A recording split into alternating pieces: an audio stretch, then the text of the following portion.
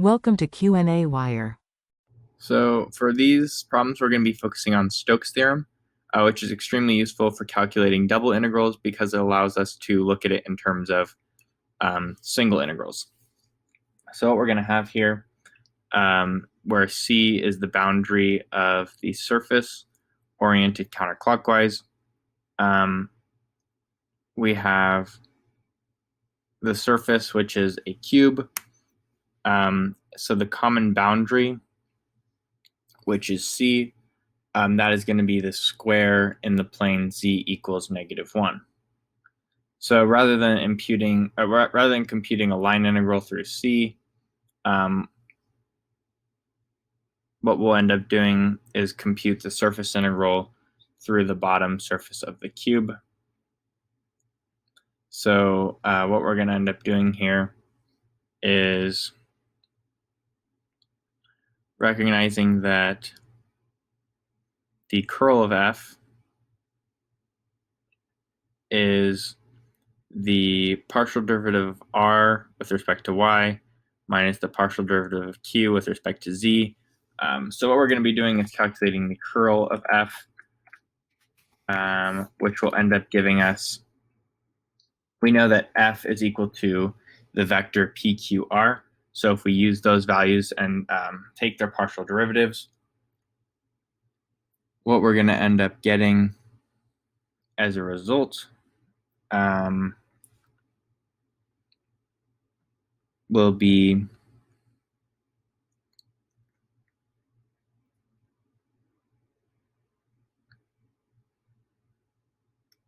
since f is xyz, xy, and x squared yz, what we'll see is that another way we can write this is the double integral of the partial derivative of q dx minus the partial derivative of p dy ds. So we're going to focus on this right here. For this problem, we see that given f, we want to look at q, which is xy. So the partial derivative of that is just going to be y. And then the partial derivative of p with respect to y is xz. But we know that we have z equals -1 based on the surface, and so that's going to give us y plus x.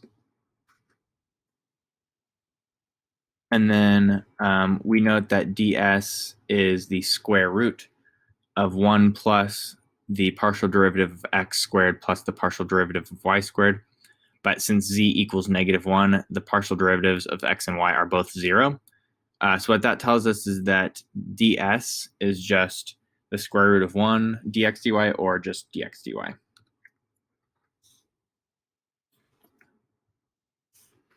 That's what we have here. And then we know that our bounds, based on what we're given, for both x and y are -1 to 1. And what we ultimately end up getting here is going to be, if we do it with respect to x first, we'll get yx, x squared over 2. We evaluate that, and we will get 2y, and then this will be y squared evaluated at 1 and -1, so that's just going to be 0. So that tells us, by using Stokes' theorem, we had that the curl of f.ds is equal to 0.